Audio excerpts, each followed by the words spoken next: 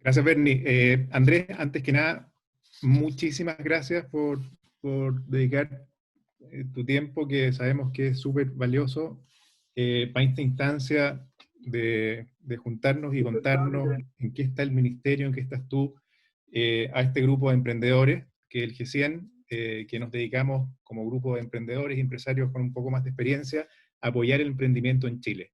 Y desde ese grupo se han ido generando distintas iniciativas. Por ejemplo, estamos organizando el Campeonato Nacional de Emprendimiento con esta iniciativa en Antofagasta, que después pretendemos llevarla a todo Chile. Después, bajo este escenario de COVID, se generaron bastantes grupos de apoyo a la comunidad. También se generaron algunos grupos de apoyo a algunas iniciativas tecnológicas, como lo que está desarrollando Felipe Lechuga, que probablemente lo conoce. Entonces, desde ese prisma, tu charla es súper bienvenida para nosotros. Entonces, entiendo que tienes una presentación y a partir de ahí después generaremos algunas preguntas para ir desarrollando la charla. ¿Te parece? Sí, primero, muchísimas gracias, Pedro, por la invitación. Gracias a todos los que están aquí con nosotros hoy día por acompañarnos.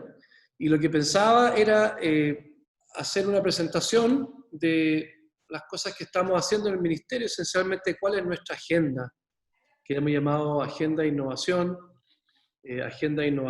y también de emprendimiento, de base científico-tecnológica.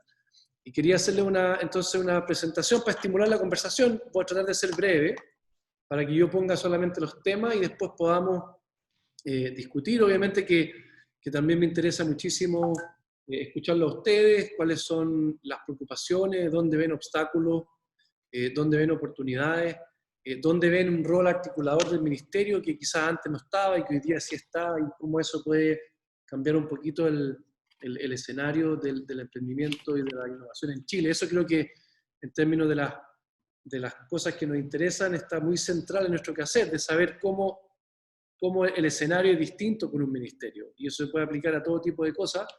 Y eso entonces nos podemos dedicar a conversarlo después. Entonces voy a compartir la pantalla. Voy a tratar de ir rápido porque son cosas que probablemente ustedes conocen súper bien. Y no me quiero quedar demasiado pegado en cosas que hoy día son diagnósticos muy compartidos o cosas que nosotros sabemos. Entonces quiero dedicarme una breve introducción de un escenario nacional e internacional, dedicarme después a ver tres cosas que nosotros estamos haciendo ahora. Startup Ciencia, retos de innovación de interés público y contarles por qué creo que el COVID para la innovación y el emprendimiento ha sido una tremenda oportunidad y una oportunidad de la cual tenemos que dejar capacidad instalada y mucho aprendizaje. Por este tipo de cosas voy a pasar rápido porque no tiene mucho sentido quedarse aquí, pero obviamente sabemos que la I+D es un factor esencial en la productividad. Aquí hay un ejemplo de Estados Unidos, cómo ha ido eso evolucionando en el tiempo. Es un factor esencial de la productividad, del crecimiento de los países. Y a mano derecha tienen esta clásica curva de qué tan lejos estamos de la frontera versus cuál es el beneficio. Aquí está qué tan lejos estamos de las fronteras tecnológicas, cuál es el beneficio. Y esta es una curva que siempre se habla que es de tipo de una campana invertida, y el mayor retorno social se encuentra en esta parte, donde estamos a una mediana distancia de la frontera, y donde entonces como país hoy día estamos en ese lugar, y el beneficio o el retorno social de la I+D hoy día en Chile quizás estamos en el punto donde puede ser máximo de nuestra curva de desarrollo. Por lo tanto, ponerle mucha atención a que no es solamente la I+D, la innovación como un motor de desarrollo y productividad, sino que también en qué estado nos pilla. Y esto a Chile nos pilla entonces en quizás donde esa curva puede tener un máximo retorno, ¿no? Entonces, estamos ni tan cerca ni tan lejos para que el retorno sea máximo. Esto obviamente ya no qué es lo que le pasa a los países, cómo la investigación y desarrollo, la innovación, fundamental para los países, sino que también, y aquí no es necesario decirlo, cómo esto también es fundamental para las empresas, ¿cierto? Obviamente, la experiencia en I+D facilita la innovación en las empresas. Los temas de I+D, la innovación, obviamente que se vuelven capacidades que permiten la adaptación a los cambios, lo hemos visto, ¿cierto? Ahora último, casi en su manifestación más extrema. Yo soy neurocientífico, a los neurocientíficos nos gusta hablar de la plasticidad del sistema nervioso, un sistema nervioso que no tiene un propósito y que se ha ido adaptando dependiendo de la evolución humana. Nosotros hemos vivido probablemente 200, casi 300.000 años con el mismo cerebro, y la máquina no tiene un propósito, la máquina se va adaptando a esos propósitos y a esos cambios del ambiente, y quizás el tener capacidad en I+D, en innovación, le otorga esa misma capacidad a las empresas. Y obviamente que hay maneras de cómo las empresas se pueden beneficiar, ¿cierto? A través de licencias, transferencias, de mucho aprendizaje que se encuentra, que se almacena en la empresa y que puede beneficiar las inversiones. Y sin embargo, y aquí está este obstáculo, esta brecha que pareciera ser una resistencia fuerte, nosotros sabemos que esto requiere fuerte inversión en I+D. Sabemos además que la inversión en I+D se demora en devolverse, ¿cierto? Cuando hablamos de innovación de base científica y tecnológica, eso va asociado a investigación y desarrollo, que son procesos largos, que son procesos costosos, y que tiene que haber un cambio cultural para que incorporemos ese riesgo a esta parte de la economía. También esto lo conocen, este es el gasto en I+D en Chile, y estamos bastante lejos, ¿cierto?, de ser un país que se destaca por su inversión en I+D.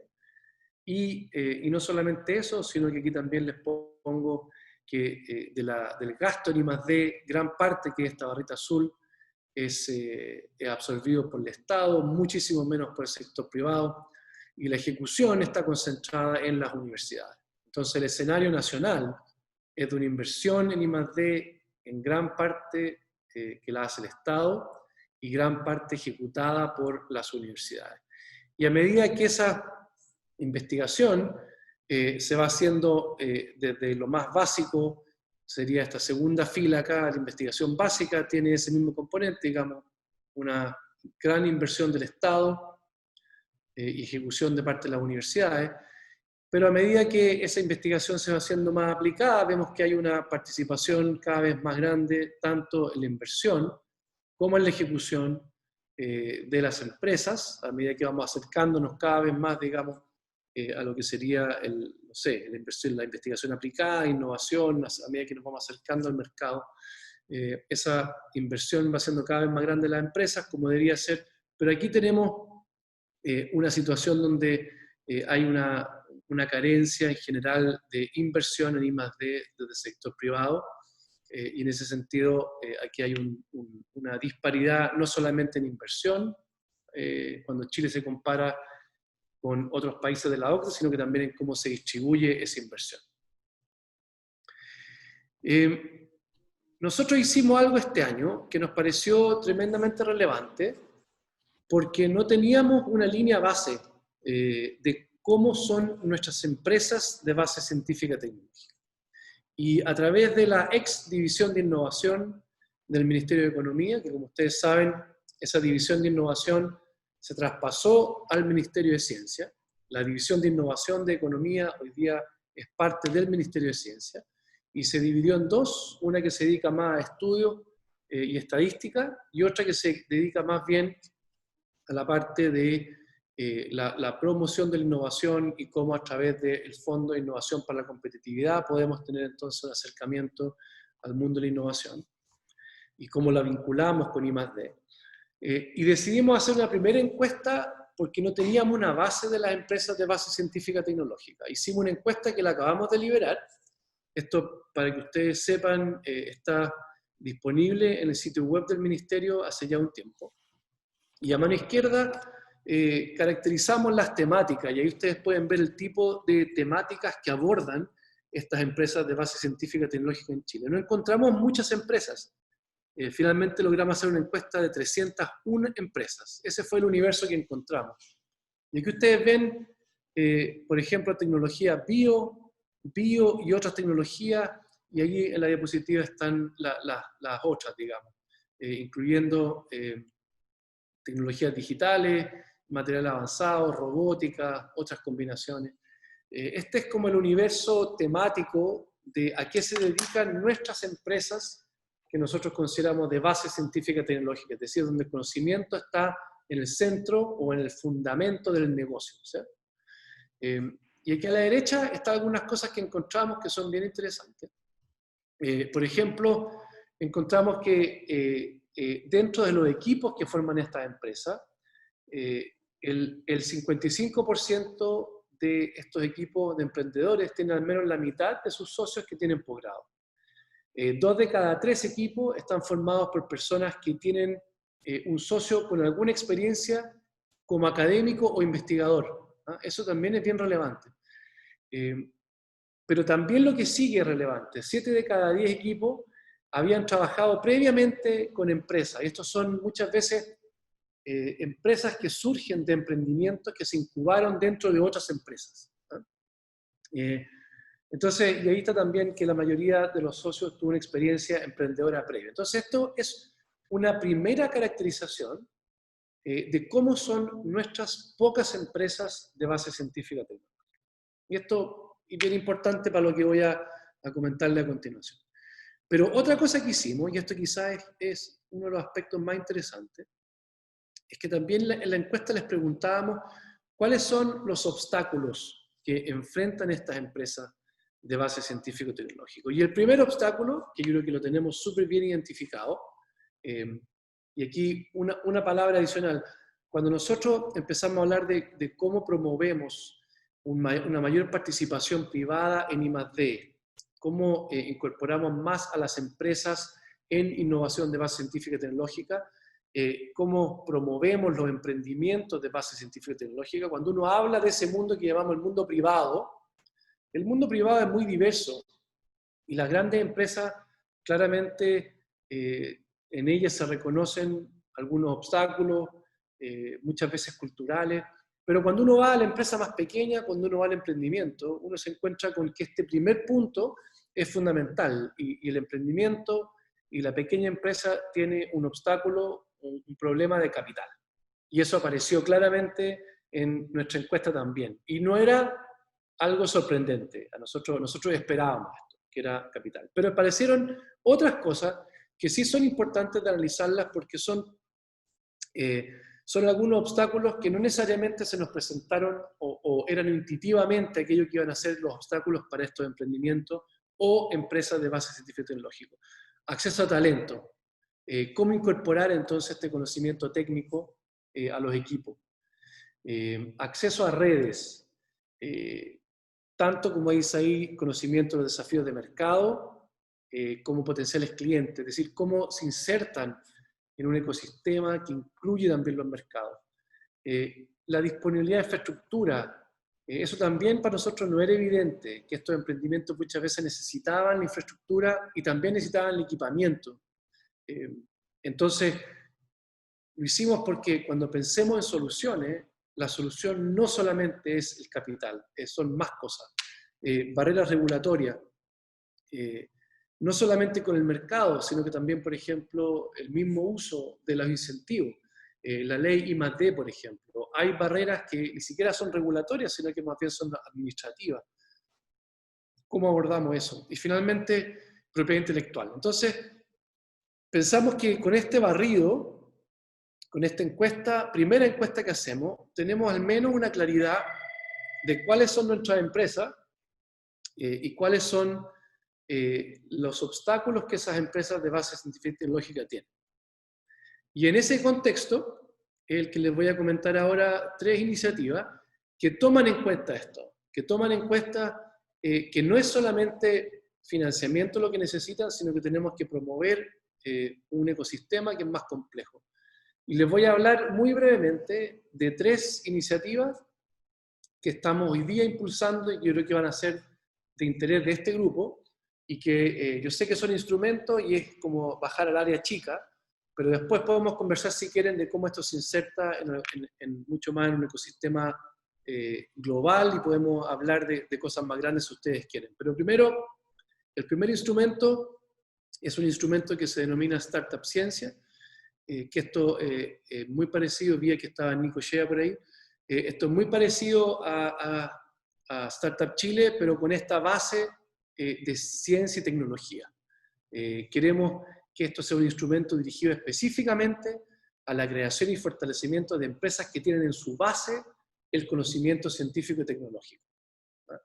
Y que puedan ser nuevas empresas o que sean empresas jóvenes que necesiten este apoyo, que necesiten este impulso adicional. Por lo tanto, no solamente para emprendedores, personas naturales que quieran formar una empresa, sino que también microempresas, pequeñas empresas que tengan un camino corto recorrido y que necesiten promoción. Y ahí está un cofinanciamiento de hasta 220 millones, pero lo que sigue a continuación son las cosas adicionales que pensamos que eran importantes para poder, de alguna manera, responder a esas brechas, esos obstáculos que habíamos detectado en la encuesta. Mentorías, asesorías técnicas, formación de redes, acceso a talleres, acceso a equipamiento, a infraestructura, acompañamiento en propiedad intelectual.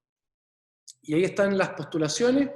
Las postulaciones cerraron recién, están hoy día en periodo de evaluación. No tengo los números exactos, pero entiendo que son algo como 400 postulaciones que obtuvimos, y ahora estamos evaluando. Esto se va a adjudicar entonces en octubre para que comience el programa en noviembre. Este es un primer instrumento inspirado, como decía antes, en lo que fue Startup Chile, pero ahora con ese foco de ciencia y tecnología, que es el ámbito que nos compete. Y aquí yo creo que es importante aclarar también algunos roles.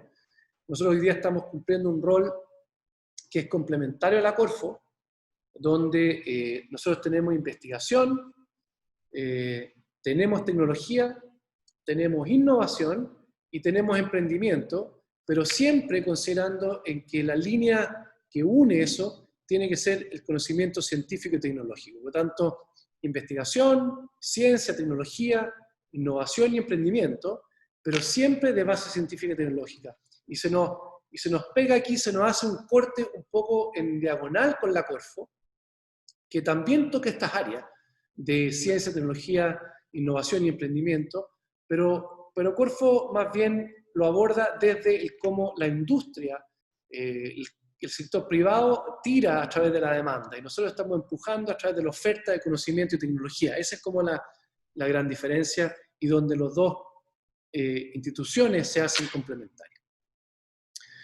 Un segundo instrumento es algo que le llamamos reto de innovación de interés público. Esto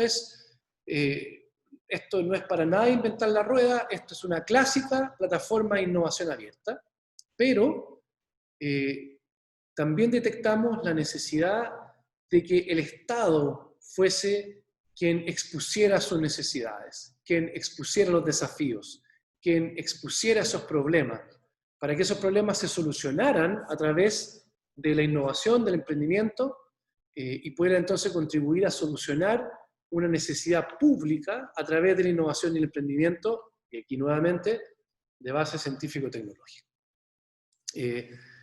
Y esto tiene varias etapas, y la primera es que estamos buscando en este momento quiénes van a ser los mandantes, es decir, cuáles van a ser los desafíos. Hicimos un catastro, levantamos 88 necesidades del sector público, estamos trabajando hoy día con 8, lo estamos haciendo junto con el Laboratorio de Gobierno, para estructurar de la mejor manera los desafíos técnicos, y que luego esos desafíos, bien estructurados, se expusieran para ser solucionados entonces a partir de la comunidad de innovación y emprendimiento. Ahí está, son 1.700 millones que va a tener como presupuesto. Lo vamos a hacer en etapas, y les digo que desde ya que hay, por ejemplo, hay propuestas de desafíos en ahorro hídrico, de vivienda social, hay yo diría al menos unos 6 ministerios donde las necesidades van a ser entonces puestas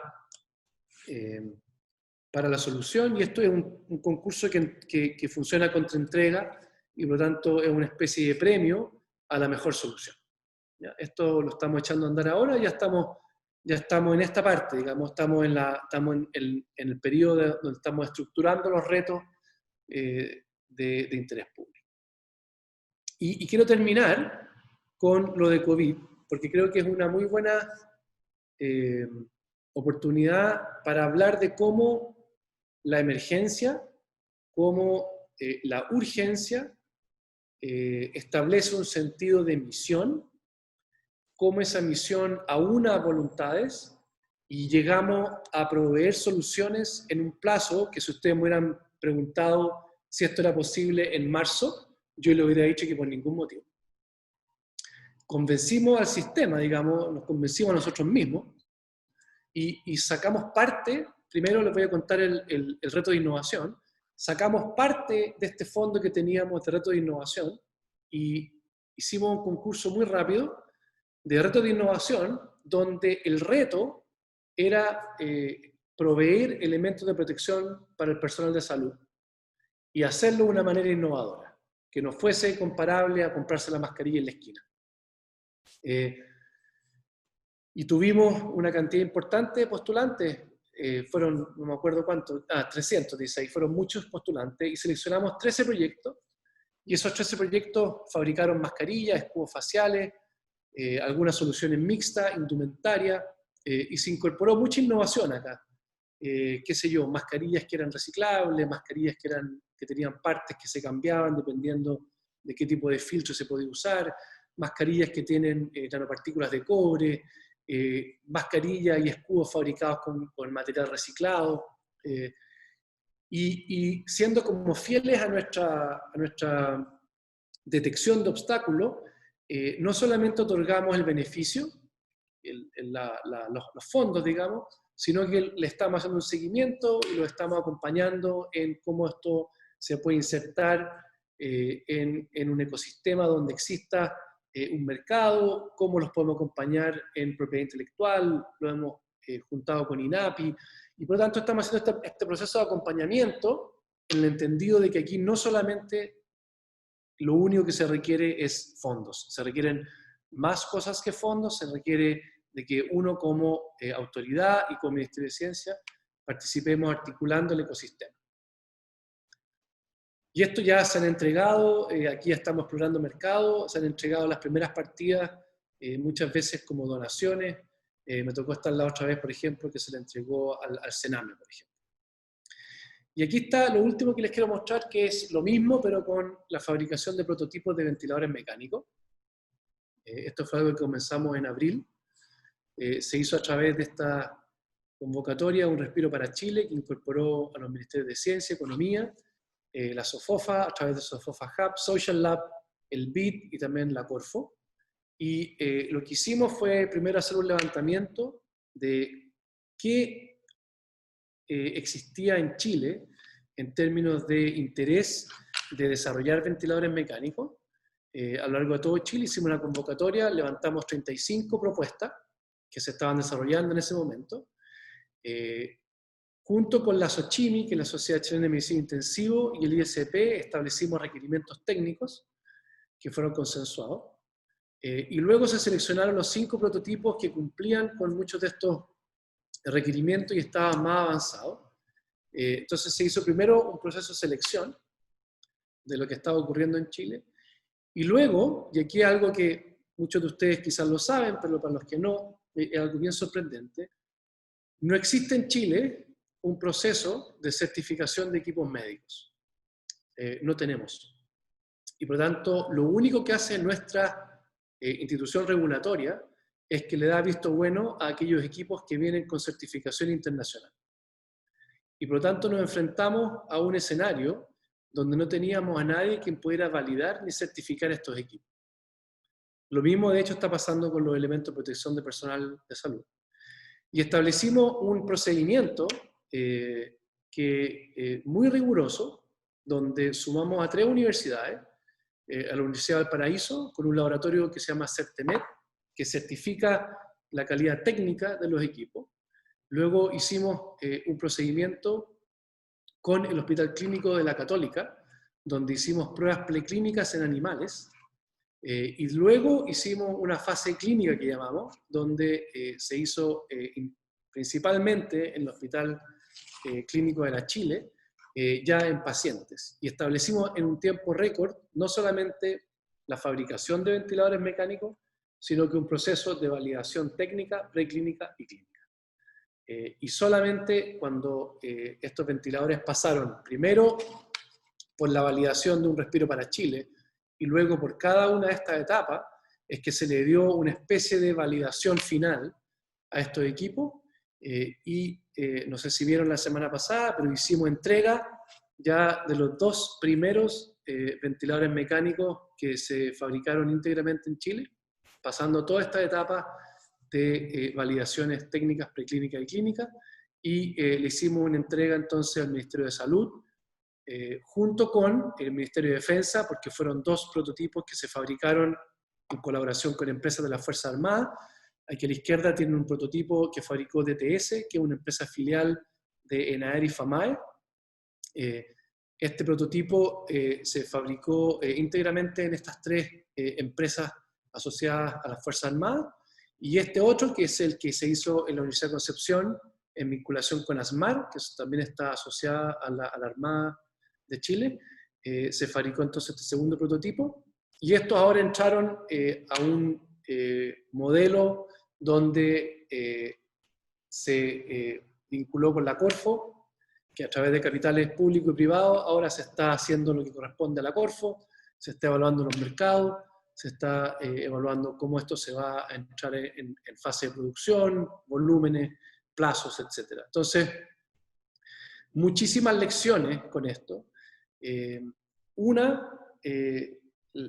importante de la misión, lo importante de que la innovación en estas condiciones de emergencia realmente nos puso una presión que nosotros no conocíamos e hizo que pudiéramos avanzar con una rapidez que para mí fue muy, muy sorprendente.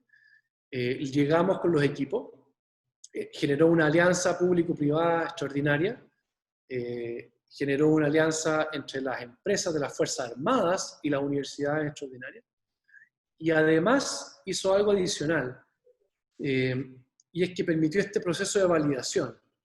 Entonces tenemos que pensar ahora cómo esto lo podemos incorporar a capacidades que queden instaladas. Y la otra cosa importante que hizo es que yo creo que estableció una vinculación de qué es lo que tiene que hacer un Ministerio de Ciencia y qué es lo que tiene que hacer la Corfo y el Ministerio de Economía, donde nosotros el miércoles pasado entregamos los prototipos de ventiladores y hasta ahí llega nuestra pega.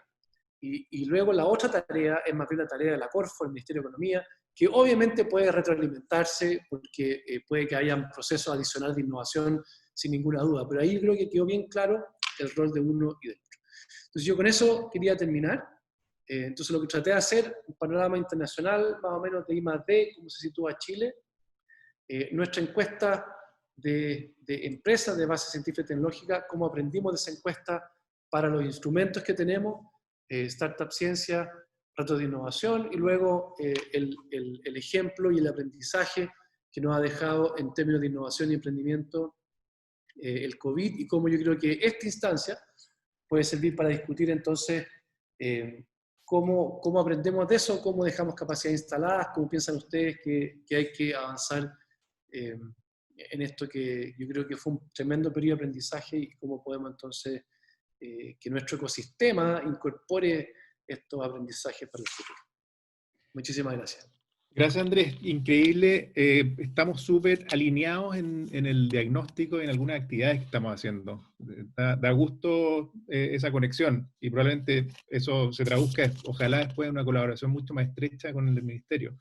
Efectivamente vemos esos obstáculos que tú nombraste, capital, talento, redes, y que son temas que nosotros estamos abordando súper en la práctica, a través de este programa de Campeonato Nacional de Emprendimiento, que hay algunos ganadores con capital, a través del apoyo a algunas iniciativas, dado este escenario de COVID, tanto en el área social como algunos proyectos específicos, como los ambuceadores de Felipe, a través de la red de mentoría que también tenemos y apoyamos desde a lo mejor un poco más chico de lo que hacen ustedes, pero y ahí tratamos de suplir al conocimiento y contacto, y siempre le llamamos como el apoyo del GCN es capital, conocimientos y contactos.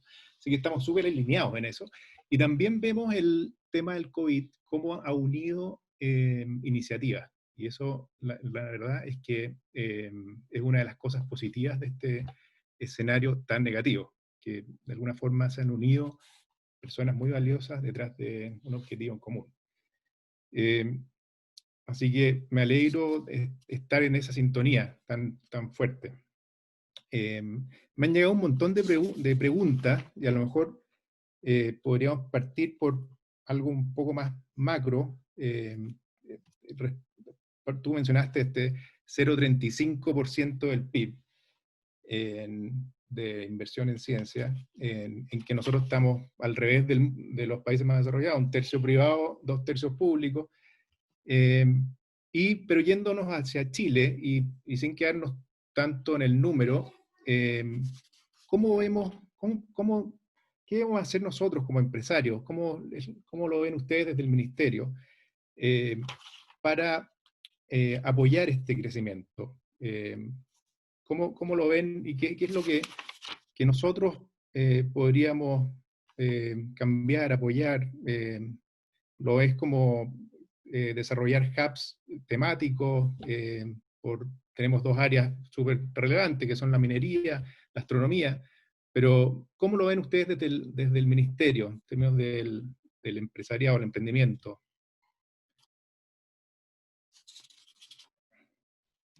A ver, quizás yo lo mencioné muy rápido, pero se me ocurren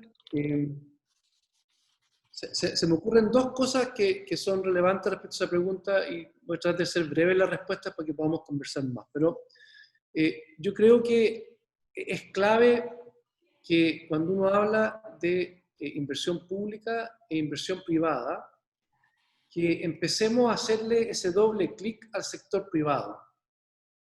Porque el sector privado es muy diverso. Y yo creo que estas cosas que nosotros reconocimos como obstáculo o como brecha de las empresas jóvenes de base científica y tecnológica, de los emprendedores, donde el capital es un problema, cuando uno aborda empresas de otro tamaño, empresas de una industria tradicional basada principalmente en recursos naturales, por ejemplo, los problemas son otros. Ahí el problema no es el capital. Ahí son otros los problemas. Entonces, lo primero es que cuando uno habla de inversión privada, yo creo que hay que hacer un doble clic en qué es lo que es el mundo privado y empezar a diferenciar por categorías y quizás incluso por sectores, donde necesitamos entender mucho mejor cuáles son las brechas que existen en los distintos tipos, tamaños, sectores de empresas. Eso es lo primero. Yo me atrevería a decir, por ejemplo, que, a ver, voy a irme a lo segundo. Eso es una cosa. Lo segundo es que yo creo que a esta altura estamos todos seguros de que la inversión en I+D o en innovación desde el sector privado va a venir en la medida en que exista un convencimiento de que esa inversión es una inversión necesaria para la competitividad de esas empresas. Por lo tanto, tenemos que tener el convencimiento de que sabemos que debemos invertir para ser más competitivos. Y en ese sentido, quiero bajar un peldaño más, digamos, y es que yo creo que esta epidemia también nos ha enseñado mucho sobre amenazas. Y yo creo que esas amenazas, esos riesgos, no se habían visto tan claramente como lo hemos visto ahora, donde las empresas necesitan esa capacidad de adaptación, necesitan tener ese conocimiento de base para poder moverse en un mundo que es altamente cambiante, que ahora nos llevó como al extremo, ¿no? Pero normalmente uno puede, digamos, considerar que va a haber una cierta adaptación necesaria, y que esa innovación, que esa inversión en I+D, en innovación, le va a otorgar esa flexibilidad a la empresa que le va a permitir ser más competitiva en escenarios cambiantes. Entonces, yo creo que no tenemos clara cuáles son nuestras amenazas. No tenemos claro cuáles son los riesgos, o al menos no están explicitadas esos riesgos. Y segundo, que cuando uno va a empresas más tradicionales, donde sí se ha percibido previamente este riesgo y se ha incorporado esa capacidad de hacer investigación, de hacer innovación, de invertir en la empresa, los resultados han sido súper positivos, pero el cambio es un cambio que ha venido de la cultura empresarial. Yo me atrevería a decir que en la mayoría de los casos ha venido de los directorios. Quiero ponerle solamente un ejemplo, que es el ejemplo que a mí más me gusta de una empresa tradicional que hace un giro hacia I+D y hacia innovación, que es Conchitoro, y genera un cambio en cómo se concibe la empresa con un centro de innovación adentro de la empresa, que tiene fondos de la empresa significativo, inversión importante, apoyo del sector privado, atrae talento, publica investigación científica, tiene publicaciones, presta servicios, es más competitiva, y ese modelo es un modelo que nos genera un cambio cultural en su directorio. Por eso que yo digo que ese problema es un problema totalmente distinto al problema que tienen las empresas chicas, ¿sí? Que yo creo que se puede acercar más un poco a este mundo. Entonces, esa inversión privada, yo más bien la diría como hacer doble clic, y hacer los instrumentos dirigidos a los distintos tipos de empresas, distintos tamaños de empresas que pueden aumentar su inversión. Perfecto.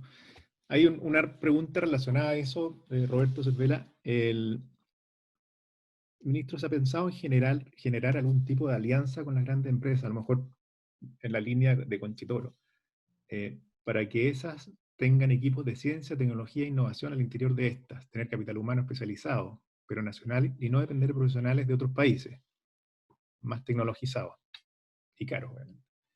Y de la universidad, o sea, esta alianza público-privada, ¿cómo llevarla a la práctica? Sí, ahí hay varias cosas. Hay esfuerzos que se han hecho en las universidades, por ejemplo, ustedes probablemente los conocen, los hubs de innovación, por ejemplo, que tienen como objetivo vincularse con el mundo productivo, de innovación, y no solamente en Chile, sino que también globalmente.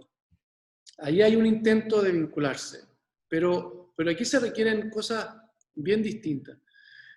Por ejemplo, nosotros estamos ahora impulsando un proceso donde queremos pensar el cómo tenemos que desarrollar el talento científico, tecnológico, para que pueda contribuir no solamente a la investigación científica en las universidades, sino que se pueda convertir en un elemento fundamental en la empresa, en el Estado, en organizaciones no gubernamentales y en todo un ecosistema.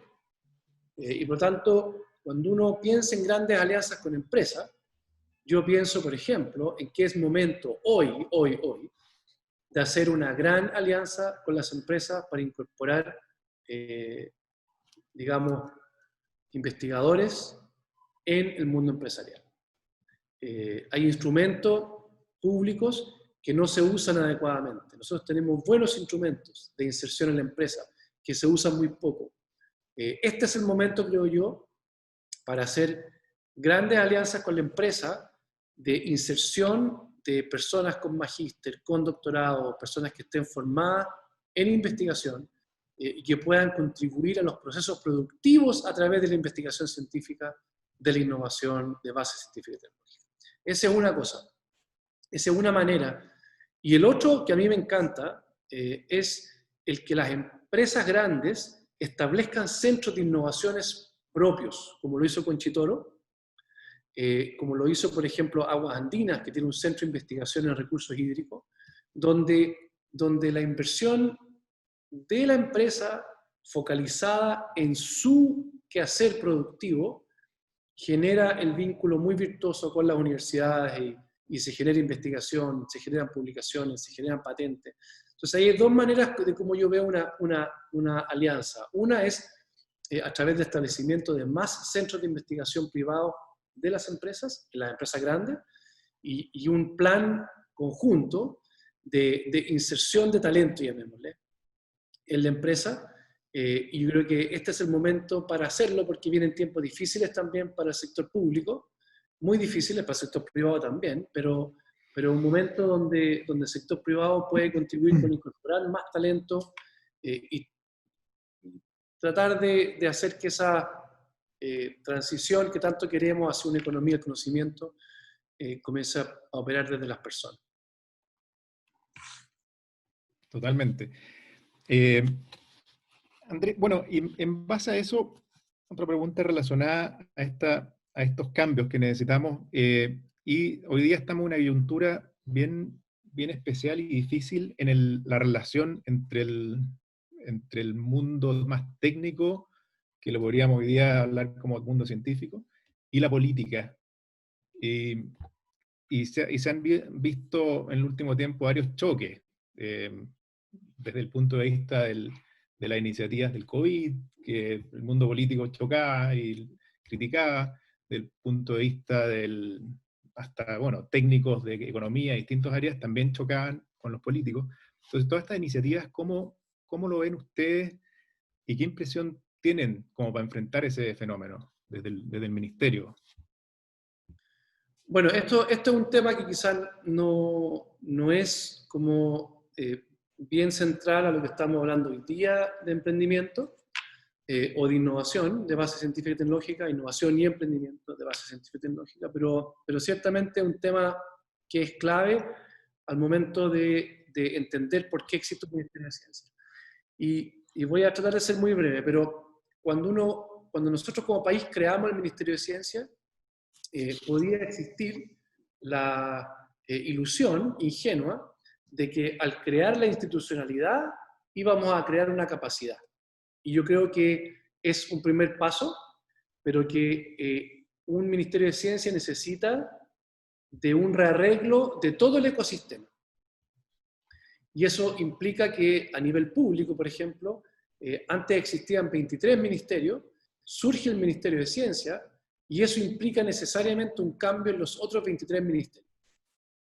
Y eso implica empezar es como cuando yo soy papá, tengo 3 niños, y cuando yo tenía 2 niños, yo no me podía imaginar cómo el tercero se iba a hacer su espacio y se iba a transformar en una persona que iba a cambiar no solamente el cómo la vemos a ella, sino que ella cambió el sistema de relaciones y cómo se negocia.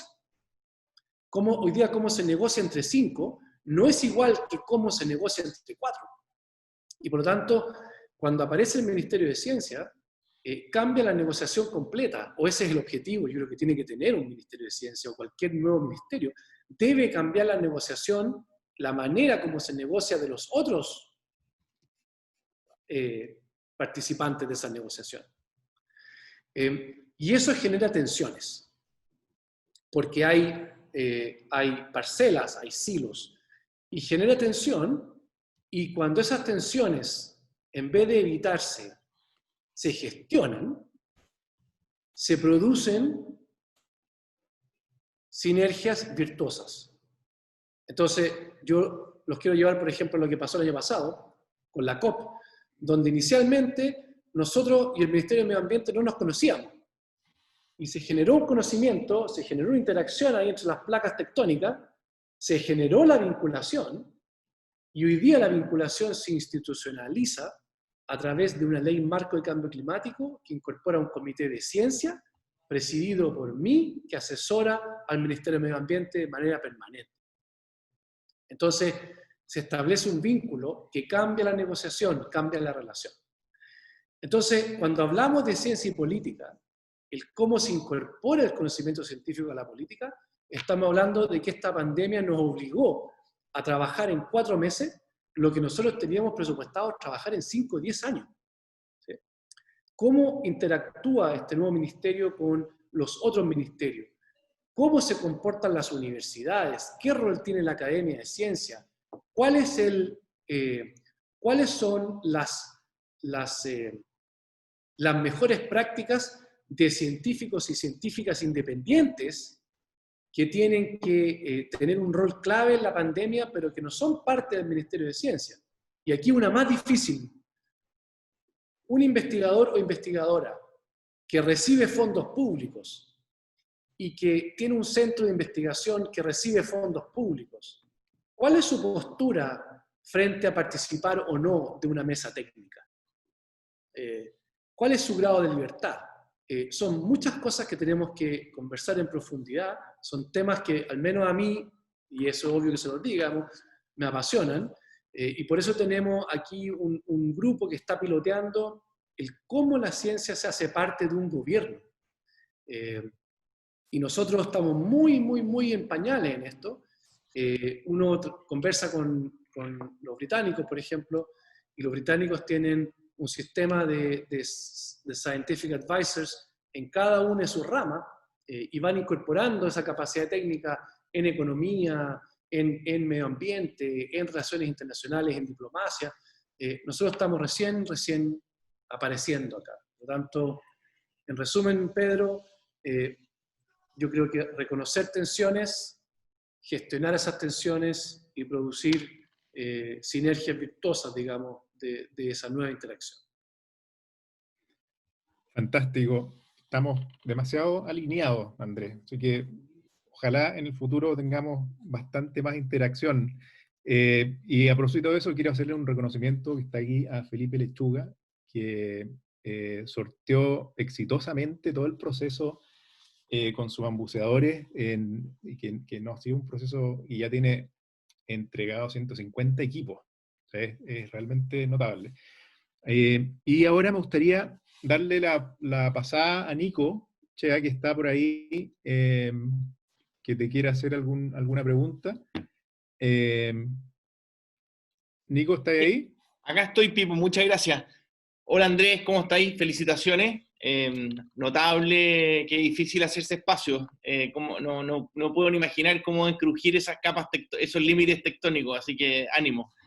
Y nosotros el G100, bueno, tenemos poco más de un año, un poco te quería contar, porque más que pedir, nuestro estilo es ofrecer, un poco contarte para que nos aprovechen.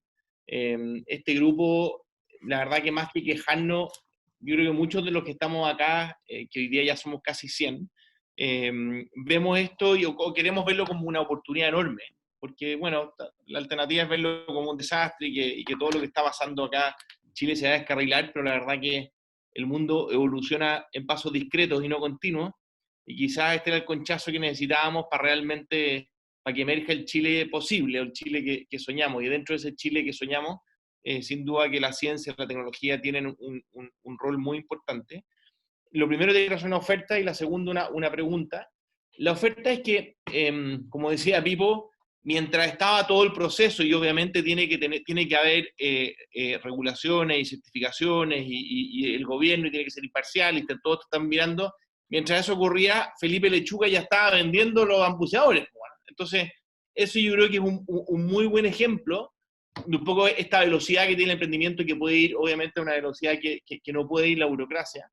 Entonces, asimismo, Jorge Welch y Chris Brigham y otro grupo desarrollaron una app, el App COVID, se juntaron ahí varios G100, y esa app ya, entiendo que ya se está exportando, ya está siendo usada en otros países, y no sé qué pasó con los protocolos internos, creo que el gobierno está desarrollando su app propia, bueno, da lo mismo, te podrán contar, pero no quiero... Pero en el fondo es para que tú veas que acá hay una comunidad de chilenos, más que emprendedores, ciudadanos, que nos podemos activar y operar a una velocidad bastante alucinante. Entonces, y en el fondo la idea es que que Chile y particularmente el gobierno puedan disponer de esta energía.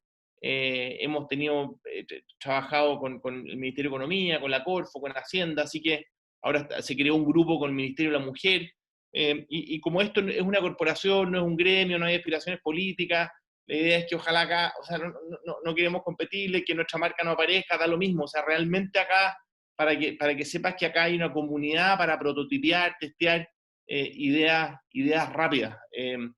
Y junto con eso, quizás mi pregunta, Andrés, sería, ¿cuál es tu visión de este nuevo Chile posible? Asumo que lo ves posible. Y eso es, ¿cómo lo vemos un poco más allá de la contingencia? No sé el plazo, no sé, son 5, 10 años, 36 meses, pero ¿cuál es el Chile que podemos dibujar juntos? ¿Cómo podemos salir jugando de esta? Gracias, Nico. A ver, claramente me quiero hacer cargo de lo que dijiste al principio, porque nosotros en este continuo también conversar con muchos actores, y en particular con aquellos del mundo del emprendimiento, nos damos cuenta que un tema clave son las velocidades, las diferentes velocidades. Y ahí yo creo que hay mucho que hacer, hay mucho que hacer. El aparato público es lento. Piensa que trabajando a toda velocidad logramos en tiempo absolutamente récord poder hacer el tema de los concursos de emprendimiento para la innovación y emprendimiento, de los elementos de protección,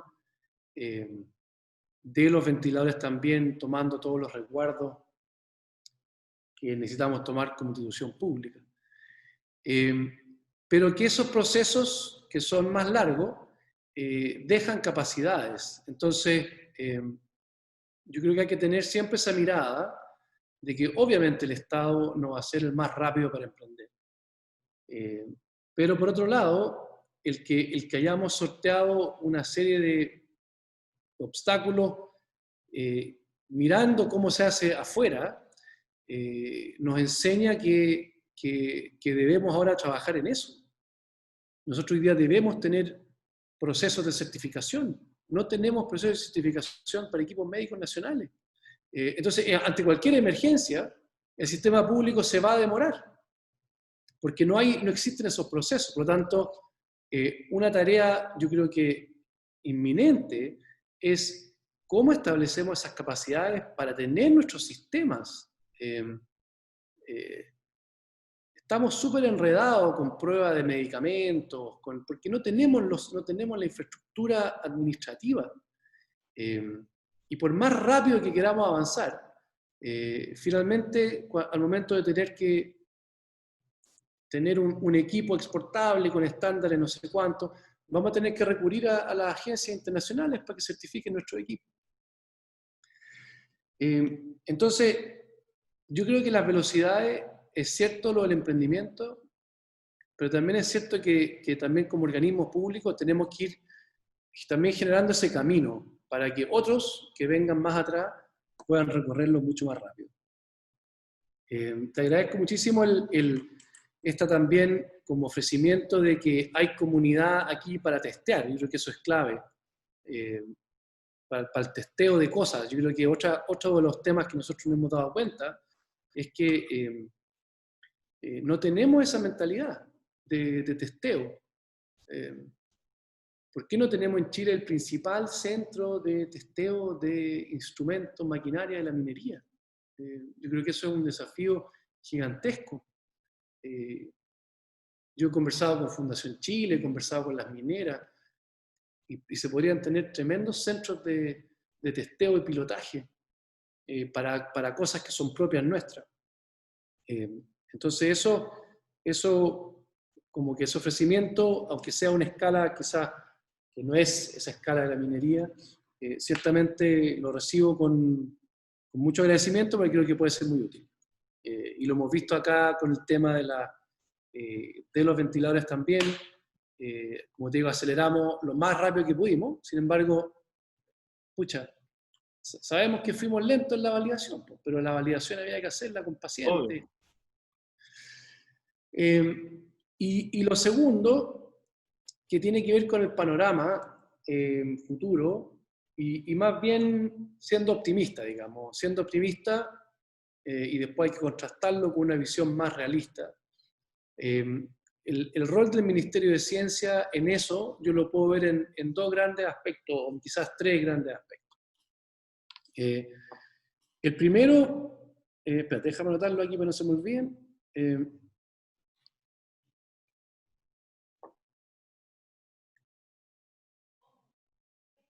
Un segundo.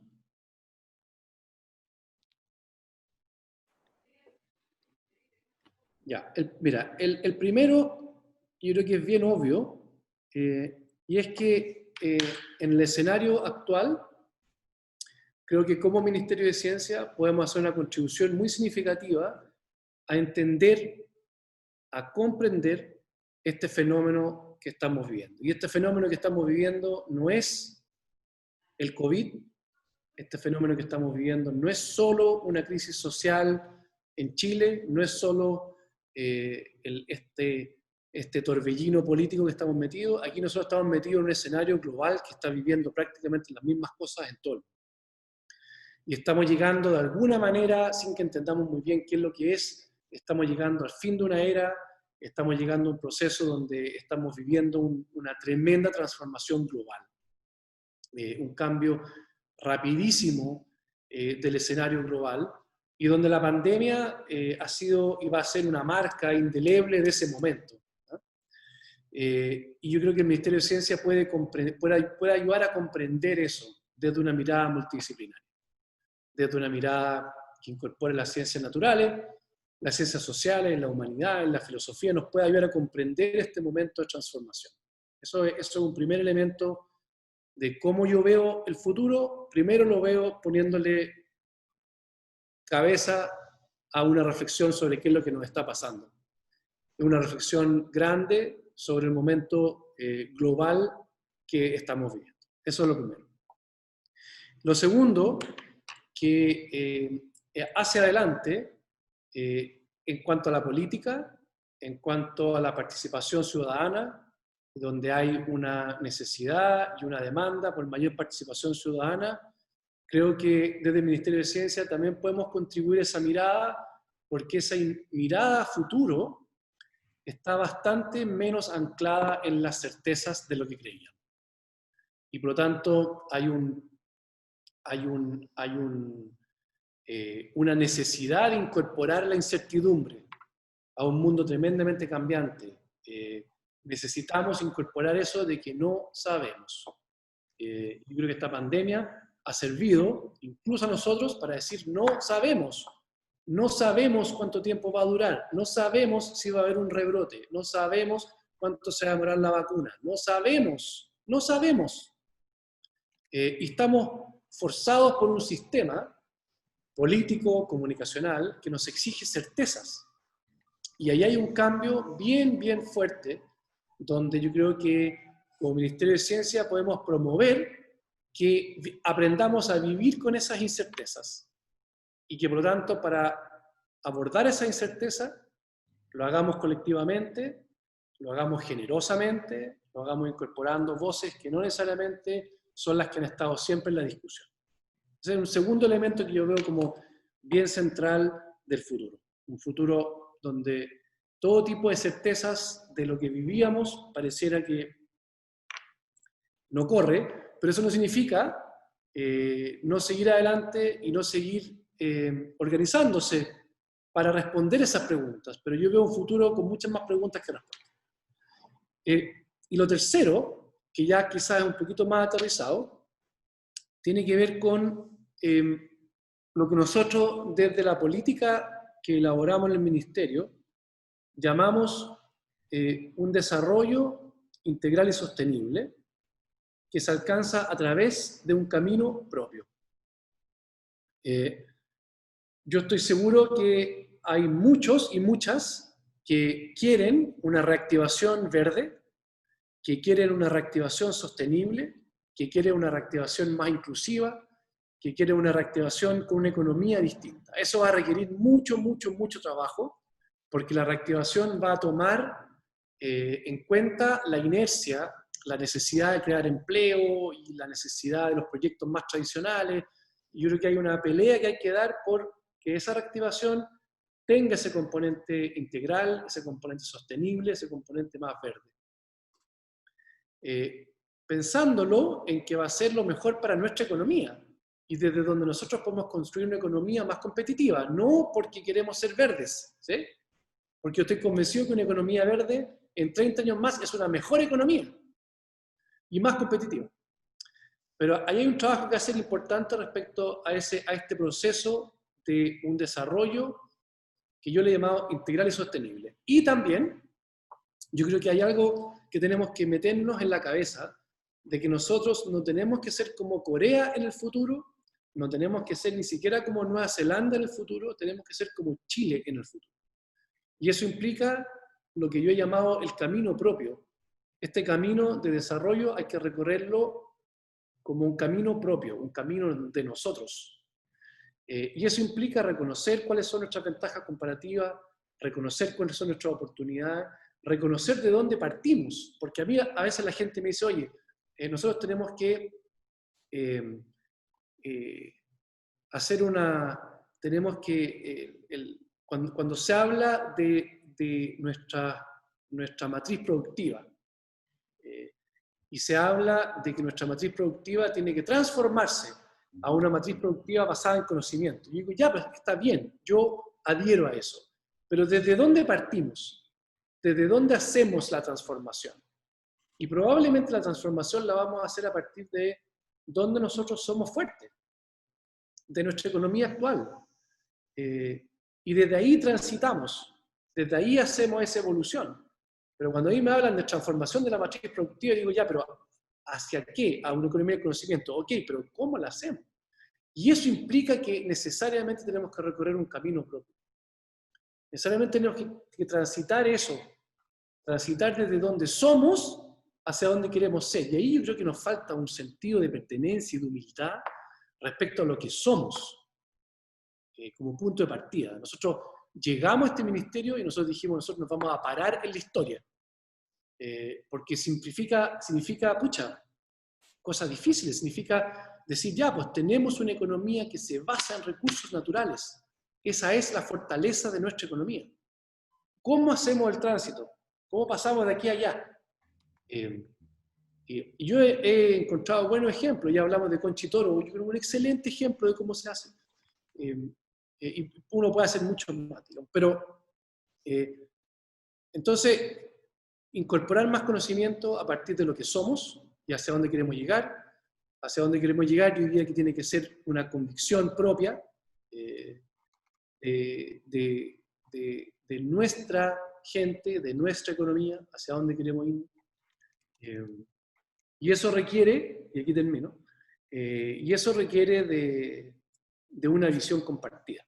Y esa visión compartida es lo que nos mete en realmente, y con esto cierro, porque aquí como que cierra la idea, digamos, y aquí llega a que este es el momento clave, digamos, este momento, estamos a 100 días de un plebiscito, es un momento de reflexión, de elevar el debate, de llevarlo a los temas que son realmente de futuro, de evitar caer en el cortoplacismo, en ese miedo de lo desconocido, digamos, y embarcarse en una conversación profunda, honesta y muy inclusiva sobre estos temas. Entonces, este periodo hace el plebiscito y luego, independiente de cuál sea el resultado, creo que en temas del futuro este es el momento. Este es el momento. Y en ese sentido, afortunado de estar en estas posiciones, tanto ustedes como nosotros acá, de estar en posiciones donde podamos decir algo y hacer algo. Perfecto, Andrés. Hoy ya son las 7:11. Tengo un listado gigante de preguntas que vamos a tener que dejar pasar para otra vez. Pero te agradecemos un montón tu tiempo. Sabemos que estamos en excelentes manos porque me consta personalmente tu interés genuino en este desarrollo integral, sustentable, y además tu interés genuino en conectar a la empresa privada con el mundo público. Así que se agradece mucho tenerte ahí como ministro. Y quiero reiterar la invitación el ofrecimiento de Nico para que cuenten con el GECIEN para lo que sea, testeo, imponeo de ideas, crear una instancia para plantearles algunas mejoras. Estamos totalmente abiertos a lo que necesiten. Muchas gracias a ustedes por la invitación. Y claro, quizás lo que nos falta acá también es que yo hoy día he hablado mucho, pero también yo creo que es necesario tener una comprensión bien profunda de cómo ustedes ven el sistema, porque uno no puede hacer nada si no comprende bien el ecosistema. Como ustedes vieron nuestra encuesta, 300 empresas, una encuesta bien básica todavía. Entonces también quizás pensar en una futura instancia donde más bien nosotros escuchemos lo que ustedes ven, lo que ustedes tienen que plantear, que creo que puede ser súper interesante, incluso en estos temas, por ejemplo, que estamos embarcándonos ahora de capital humano. ¿Cómo ustedes ven el tema desde su ámbito, el tema de la formación de talento, el desarrollo de talento y la incorporación de ese talento en nuevas empresas y en la vinculación que eso genera con la universidad, etc. Así que les quiero agradecer muchísimo. Tengo que partir corriendo a la Mesa Nacional del Agua, donde tenemos un desafío grande que responder también. Sí. Así que muchísimas gracias, le agradezco mucho el tiempo. Andrés, no, a ti, totalmente. Adiós, Andrés, muchas gracias. Andrés. Muchas gracias, ministro. Muchas gracias. Muchas gracias a todos. Muchísimas gracias. Gracias.